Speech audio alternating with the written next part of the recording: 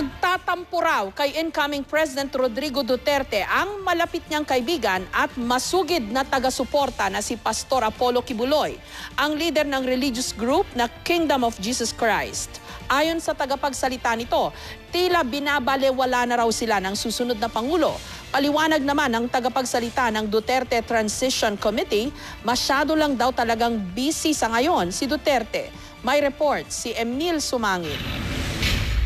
That changes everything. 30 taon nang magkaibigan sina incoming President Rodrigo Duterte at Pastor Apollo Kibuloy ng religious group na Kingdom of Jesus Christ. Isa siya sa mga masugid na sumuporta sa kandidatura ni Digong. Pero masama raw ang loob ngayon ni Pastor Kibuloy kay Duterte dahil hindi na raw sila pinapansin ng bagong Pangulo. Hindi niya alam yung kasalukuyang nangyayari sa kampo ni Mayor Duterte, ang ating President-elect, dahil siya itinuring na consultant ni Mayor Duterte, pero hindi siya isinali o hindi siya kasama doon sa proseso ng Transition Committee. Kwento ni Abe, hindi na raw sila kinukonsulta ng kampo ni Duterte tungkol sa mga plano ng bagong administrasyon maging sa pagpili ng mga susunod na miyembro ng gabinete. 11 araw na nga daw hindi nakakapag-usap si Pastor Kibuloy at si Duterte. Si Pastor mismo ay nagtataka rin kasi ang sabi niya, ako naman ay tutulong kay Mayor since day one. Ang sinasabi po namin dito at sinasabi ni Pastor sa pagmagitan ng mga communication, incoming, outgoing call ni Mayor, President-elect, si Bongo, siya yung Chief of Staff, Executive Assistant, yun talagang kasama ni Mayor. Ang lahat ng tawag ni Mayor ay sa kanya dumadaan. Kung sino man. Si Pastor isa sa mga tumatawag dito at yung mga tao niya nagpupunta ron para makalapit kay Mayor pero hindi nga nakakarating kay Mayor. Si Bongo, ang Executive Assistant ni Duterte at miyembro ng Transition Committee. Wala pa siyang tugon sa aming mga tawag at text. Humingi naman ng paumanhin kay Pastor Kibuloy, ang tagapagsalita ng Duterte Transition Committee. Sabi ni Peter Lavinia, hindi raw sadya na merong hindi ma-accommodate sa mga nais makipag-usap kay Duterte. Nais daw nilang makonsulta ang lahat pero sadyang marami lang daw talagang bisita ang alkalde. Overwhelming ang mga bisita gustong makipagkita kay Mayor. I think there is no intention to disregard Pastor Kibuloy. He has been a friend and good supporter of the Mayor. So siguro nagkaroon lang ng aberya. We are trying to make amends naman. Emil Sumangil, GMA News. Pinangalanan na rin ang mga itatalaga ni incoming President Duterte bilang Energy Secretary at Solicitor General. Samantala, hindi pa man nakakaupo, tinutuligsa na ang ilang magiging bahagi ng gabinete ng Administrasyong Duterte. Live mula sa Davao City, may report si Ian Cruz. Ian. Ma'am Jess, ang naging abiso nga sa atin ng kampo nitong si Duterte ay 3 araw daw siyang hindi makikita ng publiko sapagkat magpapahinga muna itong si incoming President Rodi Duterte.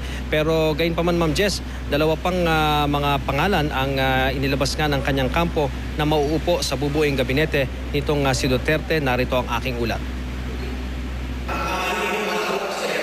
Hahawakan ng dating vice-gobernador at gobernador ng Cotabato na si Emmanuel Piñol ang Department of Agriculture. Isa si Piñol sa mga naghain ng petisyon sa Korte Suprema noong 2008 laban sa paglagda sa Memorandum of Agreement on the Ancestral Domain sa pagitan ng gobyerno at ng MILF. Nauna nang sinabi ni Piñol na hilingin niya kay Duterte ang pagpapawalang bisa ng administrative order ni Pangulong Aquino na inihiwalay sa DA ang NFA, NIA at PhilCOA. Ang Department of Foreign Affairs naman, ipapamahala raw muna kay Perfecto Yasay habang hindi pa napapaso ang 1 taong ban sa kumandidatong Vice-Presidente ni Duterte na si Senador Alan Peter Cayetano. Naging Securities and Exchange Commission Secretary rin siya sa ilalim ng Administrasyong Ramos at Estrada. Siya rin na nagpaputok noon sa kontrobersyal na BW Insider Trading na isa sa mga naging mitsa sa pagpapa-impeach kay Estrada. Kabilang sa mga problemang unang niyang kakaharapin ang issue sa West Philippine Sea.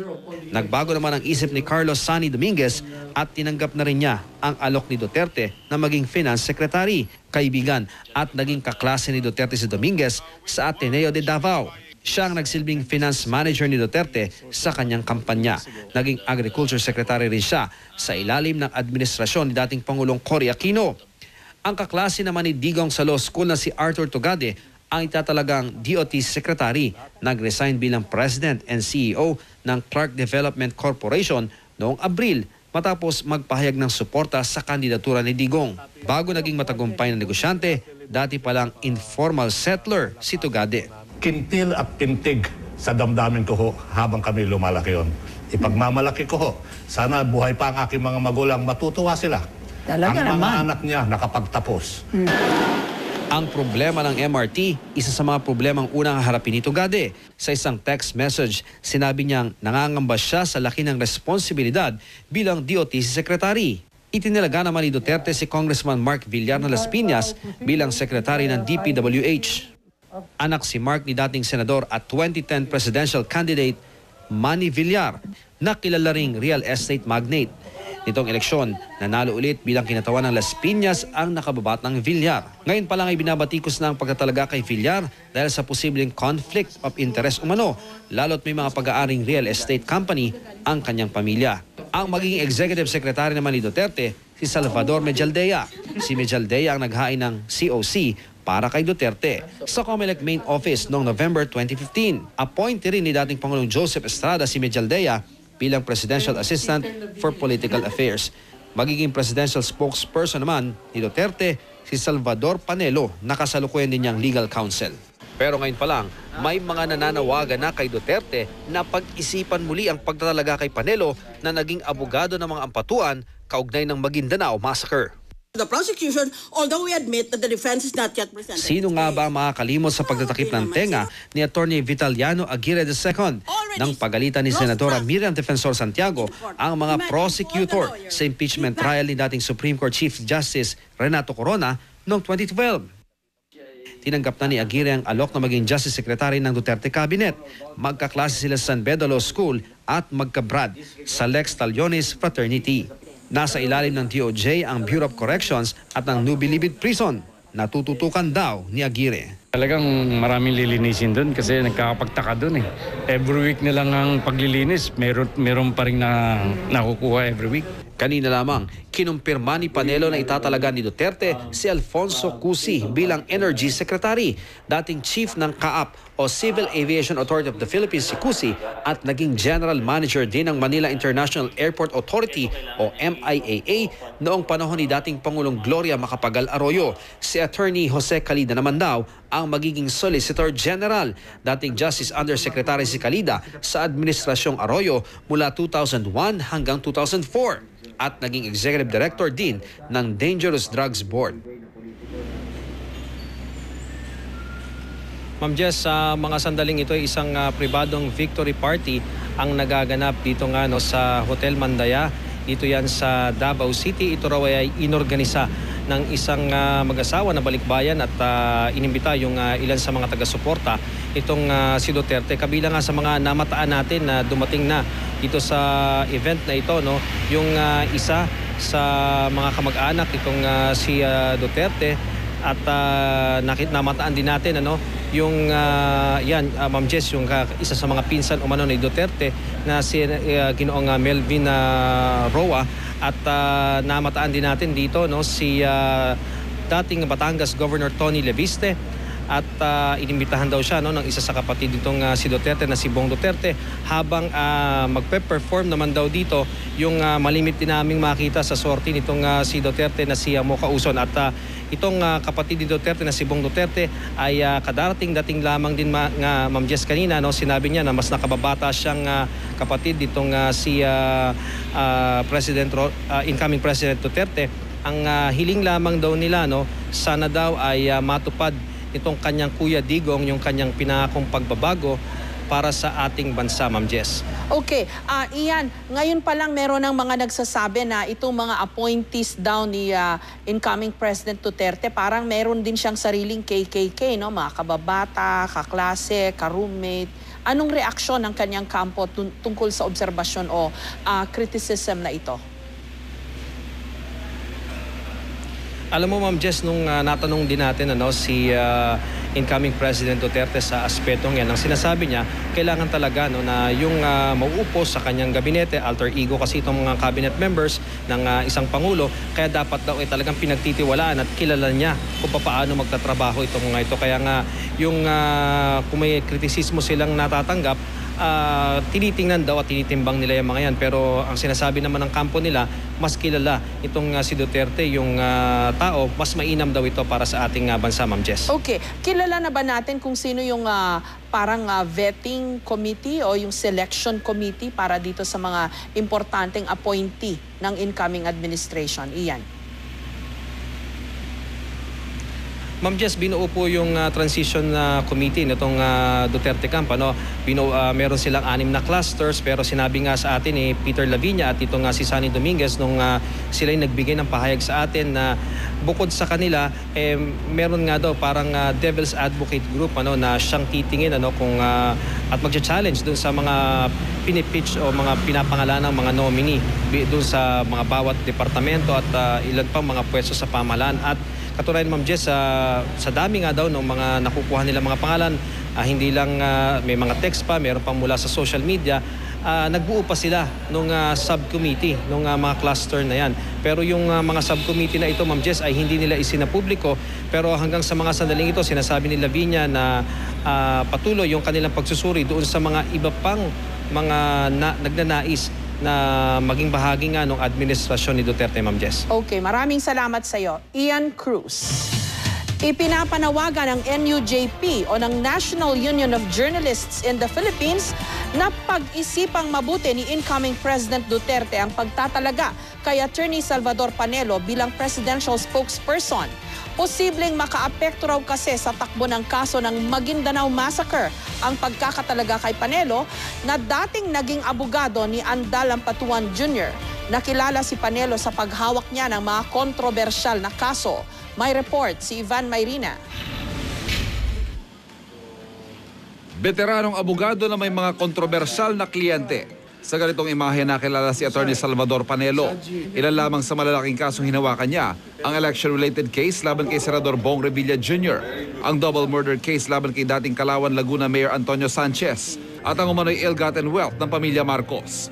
Naging abogado rin siya ni incoming President Rodrigo Duterte nung kasagsagan ng issue ng kanyang di umano'y tagong yaman. Kaya may ilang nananawagan na pag-isipang mabuti ni Duterte ang pagtatalaga kay Panelo bilang bagong press secretary at presidential spokesperson. Bagay na ipinagkibit balikat lang ni Panelo. Sa isang pahayag, iginiit ng NUJP o National Union of Journalists of the Philippines na posibleng makaapekto sa takbo ng kaso ng Maguindanao Massacre ang pagkakatalaga kay Panelo. 58 ang nasawi sa Maguindanao Massacre noong 2009. Karamihan dito, mga mamamahayag. Taong 2014 nang tanggapin ni Panelo ang alok sa kanya ni Andal Ampatuan Jr. na maging legal counsel kaugnay ng Maguindanao Massacre. Pero makalipas ang 1 taon, nag-withdraw sa kaso si Panelo dahil daw sa personal na dahilan. Sa panayam sa programang News to Go, iginiit ni Panelo na walang katuturan ng issue lalo't wala naman daw itong basihan. Ang pagtuligsa raw sa kanya, patunay umano na may kinikilingan ng media sa Pilipinas. Alam po ninyo, huwag natin kalimutan yung rule of law. The Constitution provides presumption of innocence. Kasi parang pinagpapalagay na nila na guilty kagad ng isang akusado. So pag ginawakan mo ang kaso, ba't mo ginawakan guilty yan? Which is wrong. Kaya kailangan sundin natin kung anong konstitusyon. Ganito rin ang paliwanag ni Panelo sa pagrepresenta niya sa pamilya Marcos. You know, lawyers will always express their sentiments on the basis of what the Constitution tells them. When the Constitution tells us, lawyers, that the presumption of innocence is granted to all accused, necessarily all lawyers will say, our clients are innocent in the eyes of the law. Now you have to prove our client's guilt. And that is the job of the prosecution, which means the government. Kamakailan lang kumalat din ang selfie ni Panelo sa birthday celebration ni dating Pangulong Gloria Macapagal Arroyo na kasalukuyan naka-hospital arrest. Matatanda ang sinabi ni Duterte sa presidential debates na papayagan niya ang hiling ni PGMA na magpa-house arrest. Ang ibig lang pong sabihin niyan, hindi makikialam ang executive department sa judiciary gaya ng pakikialam ng pangkasalukuyang administrasyon. Kung saan na tinakot ang hukuman sa pamamagitan ng pag-impeach ng Chief Justice. And you know, the impeachment of the late Chief Justice has created fear among the minds and hearts of the members of the judiciary. Kaya nagkakaproblema sila. Pero kontrobersyal man ang kanyang mga pahayag at mga kliyenteng nire-representa. Pagtitiyak ni Panelo, maayos at magiging transparent siya sa kanyang trabaho o sa talaga ng tagapagsalita ng Administrasyong Duterte. Definitely, we will be a transparent administration. I'll be the voice of Mayor Duterte as president. Kung ano yung mga kanyang mga announcement, ilalabas ko sa publiko. You can call me 24 hours. Accessible. 24 hours, hindi nga, 25 hours a day. Oh, that's good to 8 know. times a week. Ivan Mayrina, GMA News. Ngayon pa lang ramdam na ang labanan ng numero sa Kongreso ng mga posibleng maging susunod na Senate President at Speaker of the House. Malaki kasi ang magiging papel ng mga posisyong ito sa pagsulong ng legislative agenda ng susunod na Pangulo. May report si Tina Panganiban Perez. Si Senador Coco Pimentel lang ang nag-iisang taga-PDP laban sa Senado. Pero hangad daw niya maging Senate President sa pagbubukas ng 17th Congress. As president of the party, I will aspire to be Senate President so that the agenda of the party and the President can be shepherded through the Senate. May basbas na raw siya ng kanyang mga kapartido, pwera na lang mula kay incoming President Rodrigo Duterte na hindi pa inihahayag kung sino ang gustong maging Senate President.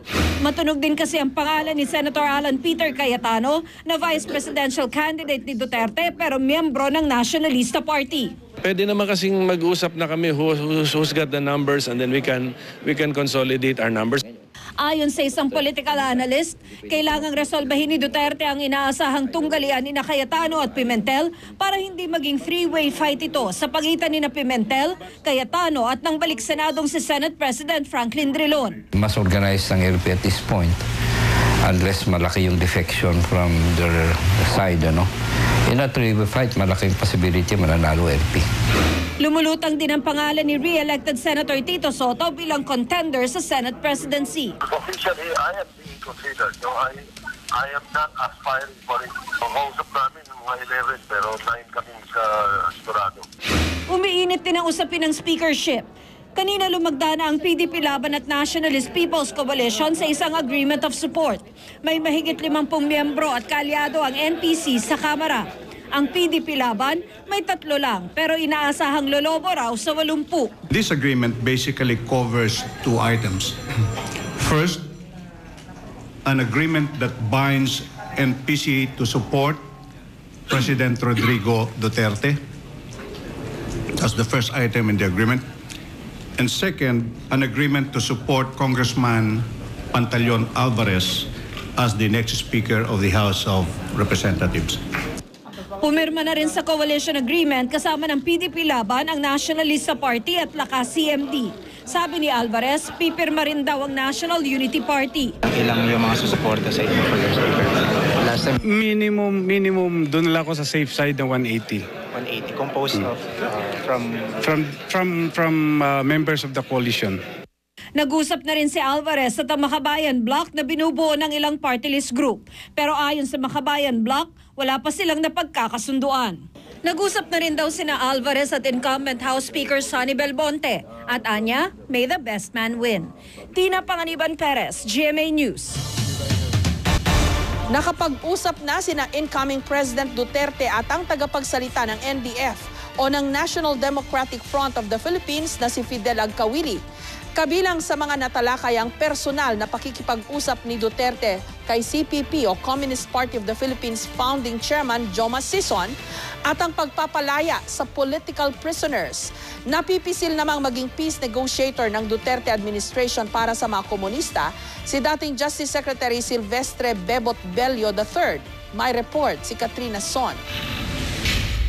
Isa sa mga unang bumisita kay incoming President Rodrigo Duterte, ang kanyang dating estudyante, ang tagapagsalita ng National Democratic Front na si Fidel Agcawili. Inabot niya kay Duterte ang kanyang mga regalo, koleksyon ng mga librong sinulat ni Communist Party of the Philippines Joma Sison at isang bag ng mga bagong publication ng NDFP. Ayon kay Agcawili, napag-usapan daw nila kung paano sisimulang muli ang nasuspinding usapang pangkapayapaan sa ilalim ng administrasyon ni Duterte at kung kailan pupunta si Duterte sa the Netherlands para makausap ng personal si Sison. Siguro upon legal advice and also for security concerns, sabi niya mahirap na umalis ako before I am proclaimed, no? Pwede niyang gawin is padala kagad ang kanyang emissary sa NDF para mapag-usapan na yung mga kakailanganin para ma-resume ang peace negotiations. At ang sagot daw ni Digong sa hiling ng CPP na pakawalan muna ang mga political prisoners. Sabi niya, naku, 10 years akong prosecutor. Sa tingin ko, pinakamabuti para ma-release agad sila. Maggagawa siya ng Declaration of General Amnesty. Sinusubukan pa namin kunan ng pahayag ang kampo ni Duterte kaugnay nito. Si dating Justice Secretary Silvestre Bebot Bello III ang napipisil ni Duterte na maging peace negotiator sa mga rebeldeng komunista. Dati na ring peace panel negotiator si Bello noong administrasyon ni Pangulong Gloria Arroyo. In a peace negotiation, it is not advisable to put timelines. Wala dapat deadlines. Pag mo sabihin na, bago ako bumalik, ceasefire muna. Don't say that because that violates the provisions of the Hague Joint Declaration. Una nang inalok ni Duterte sa CPP ang cabinet portfolio ng 4 na department: Labor, Agrarian, Reform, Environment at Social Welfare. Ayon kay Sison, wala raw miyembro ng CPP o NDF na magiging miyembro ng gabinete, pero magre-rekomenda sila ng mga posibleng ilagay sa posisyon. Katrina Son, GMA News.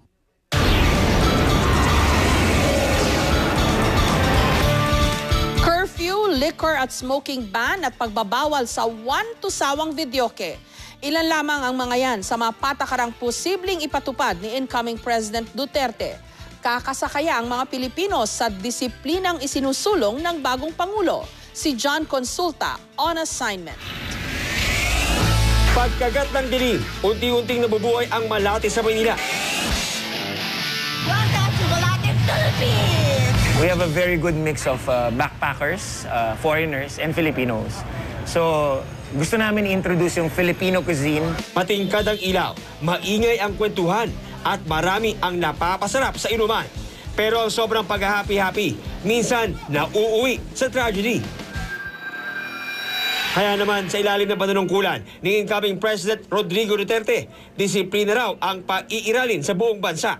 Ilan sa mga posibleng ipatupad, bawal uminom at magbenta ng alak sa mga pampublikong lugar mula 1:00 ng madaling araw. Bawal manigarilyo sa mga pampublikong lugar. Bawal din ang pag-alagalang minor de edad mula 10:00 ng gabi hanggang 5:00 ng umaga. At para di makabulahaw, bawal din ang magkaraoke mula 10:00 ng gabi sa mga pampublikong lugar.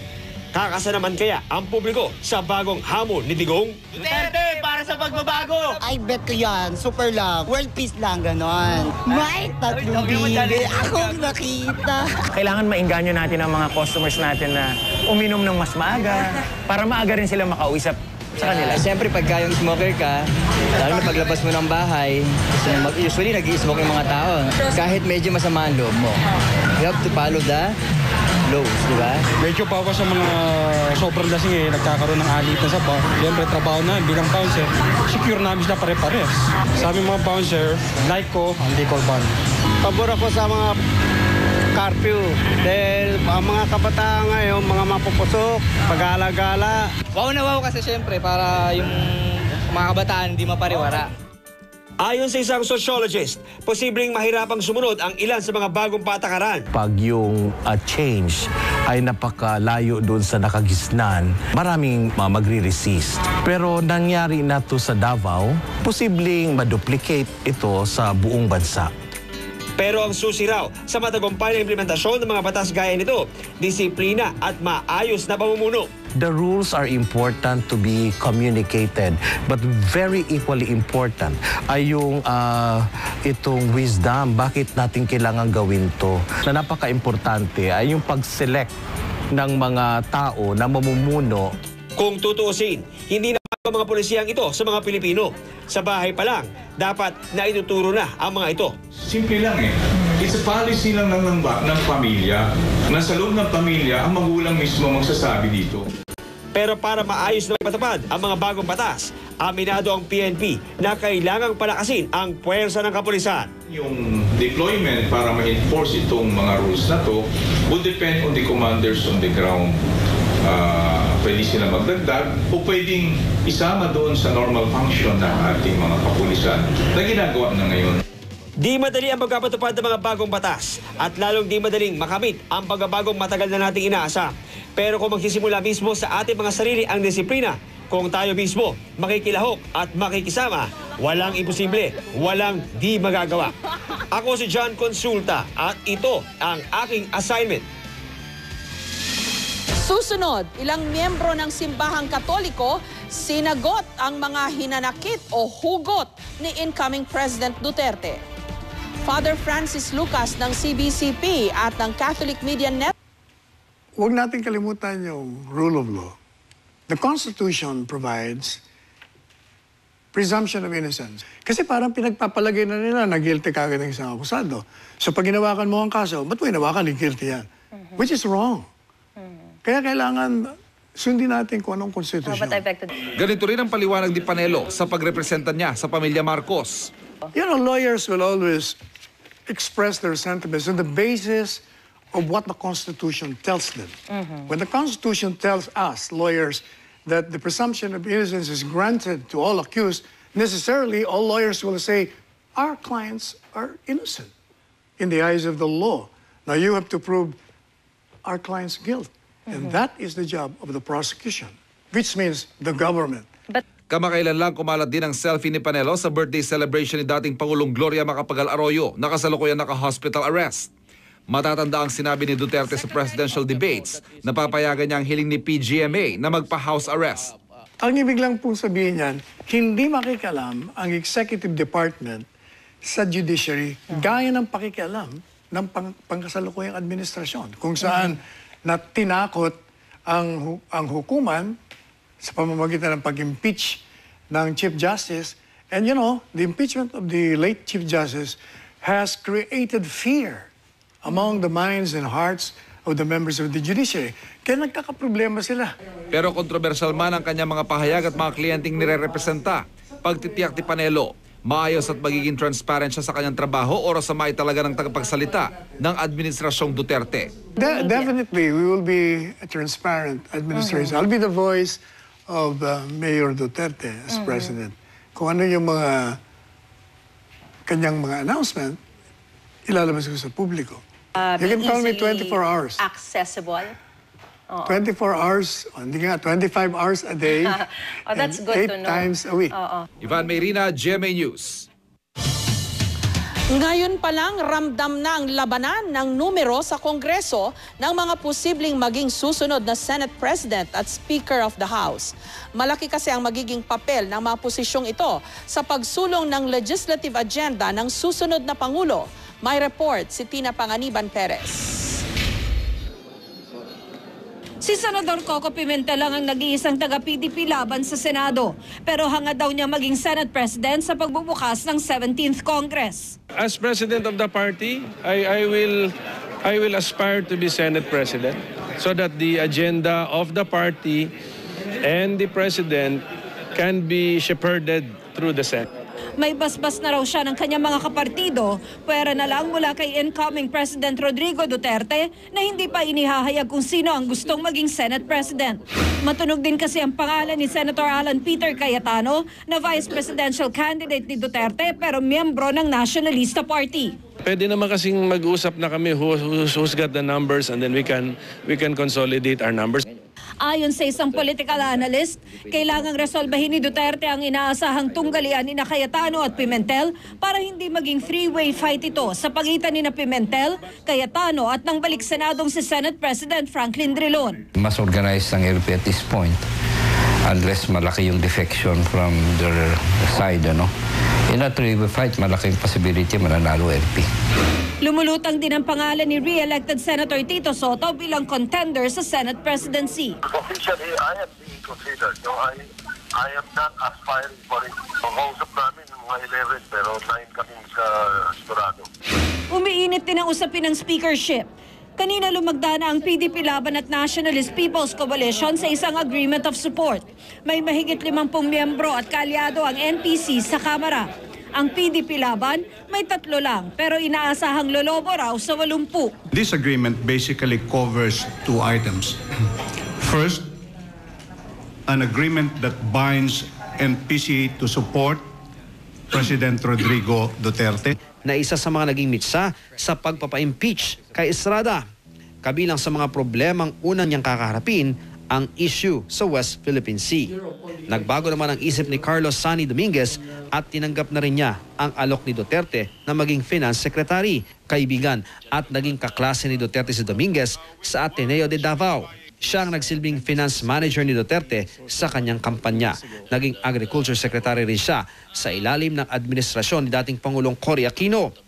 Ang kaklase naman ni Digong sa law school na si Arthur Tugade ang itatalagang DOT Secretary, nag-resign bilang President and CEO ng Clark Development Corporation noong Abril matapos magpahayag ng suporta sa kandidatura ni Digong. Bago naging matagumpay na negosyante, dati palang informal settler si Tugade. Kintil at pintig sa damdamin ko ho habang kami lumalaki yon. Ipagmamalaki ko ho, sana buhay pa ang aking mga magulang, matutuwa sila. Talaga ang mga naman. anak niya nakapagtapos. Ang problema ng MRT, isa sa mga problemang unang harapin ni Tugade. Sa isang text message, sinabi niyang nangangamba siya sa laki ng responsibilidad bilang DOT Secretary. Itinilaga naman ni Duterte si Congressman Mark Villar na Las Piñas bilang Secretary ng DPWH. Anak si Mark ni dating senador at 2010 presidential candidate Manny Villar, na kilala ring real estate magnate. Nitong eleksyon, nanalo ulit bilang kinatawan ng Las Piñas ang nakababatang Villar. Ngayon pa lang ay binabatikos na ang pagtatalaga kay Villar dahil sa posibleng conflict of interest umano, lalo't may mga pag-aaring real estate company ang kanyang pamilya. Ang magiging executive secretary naman ni Duterte, si Salvador Mejaldea. Si Mejaldea ang naghain ng COC para kay Duterte sa COMELEC main office noong November 2015. Appointee rin ni dating Pangulong Joseph Estrada si Mejaldea bilang Presidential Assistant for Political Affairs. Magiging presidential spokesperson naman ni Duterte si Salvador Panelo, na kasalukuyan din niyang legal counsel. Pero ngayon pa lang, may mga nananawagan na kay Duterte na pag-isipan muli ang pagtatalaga kay Panelo na naging abogado ng mga ampatuan kaugnay ng Maguindanao Massacre. The prosecution, although we admit that the defense is not yet presented. Sino nga ba ang makakalimot sa pagtatakip ng tenga ni Attorney Vitaliano Aguirre II nang pagalitan ni Senadora Miriam Defensor Santiago ang mga prosecutor sa impeachment trial ni dating Supreme Court Chief Justice Renato Corona noong 2012. Tinanggap na ni Aguirre ang alok na maging Justice Secretary ng Duterte Cabinet. Magkaklase sila sa San Beda Law School at magkabrad sa Lex Talionis Fraternity. Nasa ilalim ng DOJ ang Bureau of Corrections at ng New Bilibid Prison. Natututukan daw ni Aguirre. Talagang maraming lilinisin doon kasi nagkakapagtaka doon eh. Every week na lang ang paglilinis, meron pa rin na nakukuha every week. Kanina lamang, kinumpirma ni Panelo na itatalaga ni Duterte si Alfonso Cusi bilang Energy Secretary. Dating Chief ng CAAP o Civil Aviation Authority of the Philippines si Cusi at naging General Manager din ng Manila International Airport Authority o MIAA noong panahon ni dating Pangulong Gloria Macapagal Arroyo. Si Attorney Jose Calida naman daw ang magiging Solicitor General. Dating Justice Undersecretary si Calida sa Administrasyong Arroyo mula 2001 hanggang 2004 at naging Executive Director din ng Dangerous Drugs Board. Ma'am Jess, sa mga sandaling ito ay isang pribadong victory party ang nagaganap dito nga sa Hotel Mandaya. Dito yan sa Davao City. Ito raw ay inorganisa ng isang mag-asawa na balikbayan at inimbita yung ilan sa mga taga-suporta itong si Duterte. Kabilang nga sa mga namataan natin na dumating na dito sa event na ito, yung isa sa mga kamag-anak itong si Duterte at namataan din natin yung Ma'am Jess, yung isa sa mga pinsan umano ni Duterte na si Ginoong Melvin Roa at namataan din natin dito si dating Batangas Governor Tony Leviste at inimbitahan daw siya ng isa sa kapatid ditong si Duterte na si Bong Duterte habang magpe-perform. That's the first item in the agreement. And second, an agreement to support Congressman Pantaleon Alvarez as the next Speaker of the House of Representatives. Pumirma na rin sa coalition agreement kasama ng PDP Laban, ang Nationalista Party at Lakas CMD. Sabi ni Alvarez, pipirma rin daw ang National Unity Party. Ilang yung mga susuporta sa inyo for your speaker? Last time, Minimum doon lang ako sa safe side ng 180. 180 composed of From members of the coalition. Nag-usap na rin si Alvarez sa Makabayan Bloc na binubuo ng ilang party list group. Pero ayon sa Makabayan Bloc, wala pa silang napagkakasunduan. Nag-usap na rin daw sina Alvarez at incumbent House Speaker Sonny Belmonte. At anya, may the best man win. Tina Panganiban Perez, GMA News. Nakapag-usap na sina incoming President Duterte at ang tagapagsalita ng NDF o ng National Democratic Front of the Philippines na si Fidel Agcawili. Kabilang sa mga natalakay ang personal na pakikipag-usap ni Duterte kay CPP o Communist Party of the Philippines founding chairman Joma Sison at ang pagpapalaya sa political prisoners. Napipisil namang maging peace negotiator ng Duterte administration para sa mga komunista si dating Justice Secretary Silvestre Bebot Bello III. May report si Katrina Son. Isa sa mga unang bumisita kay incoming President Rodrigo Duterte, ang kanyang dating estudyante, ang tagapagsalita ng National Democratic Front na si Fidel Agcawili. Inabot niya kay Duterte ang kanyang mga regalo, koleksyon ng mga librong sinulat ni Communist Party of the Philippines Joma Sison at isang bag ng mga bagong publication ng NDFP. Ayon kay Agcawili, napag-usapan daw nila kung paano sisimulang muli ang nasuspinding usapang pangkapayapaan sa ilalim ng administrasyon ni Duterte at kung kailan pupunta si Duterte sa the Netherlands para makausap ng personal si Sison. Siguro upon legal advice and also for security concerns, sabi niya mahirap na umalis ako before I am proclaimed. No? Pwede niyang gawin is padala kagad ang kanyang emissary sa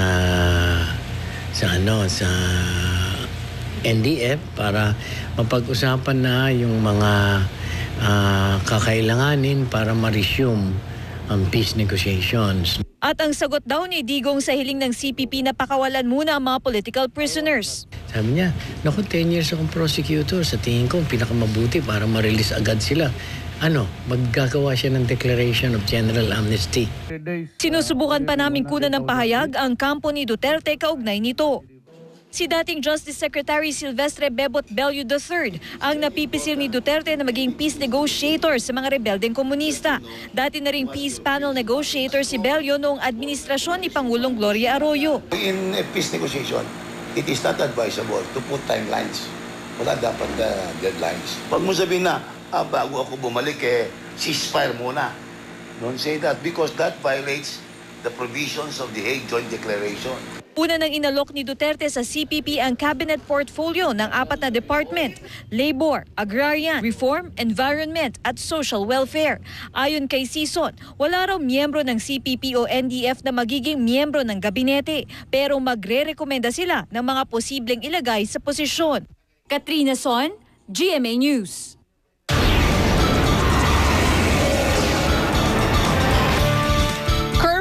Liquor at smoking ban at pagbabawal sa one-to-sawang videoke. Ilan lamang ang mga yan sa mga patakarang posibleng ipatupad ni incoming President Duterte. Kakasakaya ang mga Pilipino sa disiplinang isinusulong ng bagong Pangulo, si John Consulta, on assignment. Pagkagat ng dilim, unti-unting nabubuhay ang Malate sa Maynila. Welcome to Malate, Philippines! We have a very good mix of backpackers, foreigners, and Filipinos. So, gusto namin i-introduce yung Filipino cuisine. Matingkad ang ilaw, maingay ang kwentuhan. Naman daw dito yung malimit din naming makita sa sortie nitong si Duterte na si Mocha Uson at itong kapatid ni Duterte na si Bong Duterte ay kadarating-dating lamang din Ma'am Jess kanina, no? Sinabi niya na mas nakababata siyang kapatid ditong si incoming President Duterte. Ang hiling lamang daw nila, no, sana daw ay matupad itong kanyang Kuya Digong, yung kanyang pinakong pagbabago para sa ating bansa, Ma'am Jess. Okay, Ian, ngayon pa lang meron ng mga nagsasabi na itong mga appointees daw ni incoming President Duterte, parang meron din siyang sariling KKK, no? Mga kababata, kaklase, ka-roommate. Anong reaksyon ng kanyang kampo tungkol sa obserbasyon o criticism na ito? Alam mo Ma'am Jess, nung natanong din natin si incoming President Duterte sa aspetong yan, ang sinasabi niya, kailangan talaga na yung mauupo sa kanyang gabinete, alter ego kasi itong mga cabinet members ng isang Pangulo, kaya dapat daw talagang pinagtitiwalaan at kilala niya kung paano magtatrabaho itong mga ito. Kaya nga yung kung may kritisismo silang natatanggap, tinitingnan daw at tinitimbang nila yung mga yan. Pero ang sinasabi naman ng kampo nila, mas kilala itong si Duterte, yung tao, mas mainam daw ito para sa ating bansa, Ma'am Jess. Okay. Kilala na ba natin kung sino yung parang vetting committee o yung selection committee para dito sa mga importanteng appointee ng incoming administration? Iyan. Ma'am Jess, binuo po yung transition committee nitong Duterte camp. Meron silang 6 na clusters, pero sinabi nga sa atin Peter Laviña at itong si Sunny Dominguez nung sila yung nagbigay ng pahayag sa atin na bukod sa kanila, meron nga daw parang devil's advocate group na siyang titingin kung at magcha-challenge dun sa mga pinipitch o mga pinapangalan ng mga nominee dun sa mga bawat departamento at ilan pang mga pwesto sa pamahalaan. At katulad Ma'am Jess, sa dami nga daw ng mga nakukuha nila mga pangalan, hindi lang may mga text pa, meron pang mula sa social media, nagbuo pa sila nung subcommittee, nung mga cluster na yan. Pero yung mga subcommittee na ito, Ma'am Jess, ay hindi nila isinapubliko. Pero hanggang sa mga sandaling ito, sinasabi ni Laviña na patuloy yung kanilang pagsusuri doon sa mga iba pang mga nagnanais na maging bahagi nga ng administrasyon ni Duterte, Ma'am Jess. Okay, maraming salamat sa iyo. Ian Cruz. Ipinapanawagan ng NUJP o ng National Union of Journalists in the Philippines na pag-isipang mabuti ni incoming President Duterte ang pagtatalaga kay Attorney Salvador Panelo bilang presidential spokesperson. Posibleng makaapekto raw kasi sa takbo ng kaso ng Maguindanao Massacre ang pagkakatalaga kay Panelo na dating naging abogado ni Andal Ampatuan Jr. Nakilala si Panelo sa paghawak niya ng mga kontrobersyal na kaso. May report si Ivan Mayrina. Veteranong abogado na may mga kontrobersyal na kliyente. Sa ganitong imahe nakilala si Attorney Salvador Panelo. Ilan lamang sa malalaking kasong hinawakan niya ang election-related case laban kay Senador Bong Revilla Jr., ang double murder case laban kay dating Calauan, Laguna Mayor Antonio Sanchez at ang umano'y ill-gotten wealth ng pamilya Marcos. Naging abogado rin siya ni incoming President Rodrigo Duterte nung kasagsagan ng issue ng kanyang di umano'y tagong yaman. Kaya may ilang nananawagan na pag-isipang mabuti ni Duterte ang pagtatalaga kay Panelo bilang bagong press secretary at presidential spokesperson, bagay na ipinagkibit-balikat lang ni Panelo. Sa isang pahayag, iginiit ng NUJP o National Union of Journalists of the Philippines na posibleng makaapekto sa takbo ng kaso ng Maguindanao Massacre ang pagkakatalaga kay Panelo. 58 nasawi sa Maguindanao Massacre noong 2009. Karamihan dito, mga mamamahayag. Taong 2014 nang tanggapin ni Panelo ang alok sa kanya ni Andal Ampatuan Jr. na maging legal counsel kaugnay ng Maguindanao Massacre. Pero makalipas ang 1 taon, nag-withdraw sa kaso si Panelo dahil daw sa personal na dahilan. Sa panayam sa programang News to Go, iginit ni Panelo na walang katuturan ng issue lalo't wala naman daw itong basihan. Ang pagtuligsa raw sa kanya, patunay umano na may kinikilingan ng media sa Pilipinas. Alam po ninyo, nagtatampo raw kay incoming President Rodrigo Duterte ang malapit niyang kaibigan at masugid na taga-suporta na si Pastor Apollo Kibuloy, ang leader ng religious group na Kingdom of Jesus Christ. Ayon sa tagapagsalita nito, tila binabalewala na raw sila ng susunod na Pangulo. Paliwanag naman ng tagapagsalita ng Duterte Transition Committee, masyado lang daw talagang busy sa ngayon si Duterte. May report si Emil Sumangit. That changes everything. 30 taon nang magkaibigan sina incoming President Rodrigo Duterte at Pastor Apollo Kibuloy ng religious group na Kingdom of Jesus Christ. Isa siya sa mga masugid na sumuporta sa kandidatura ni Digong.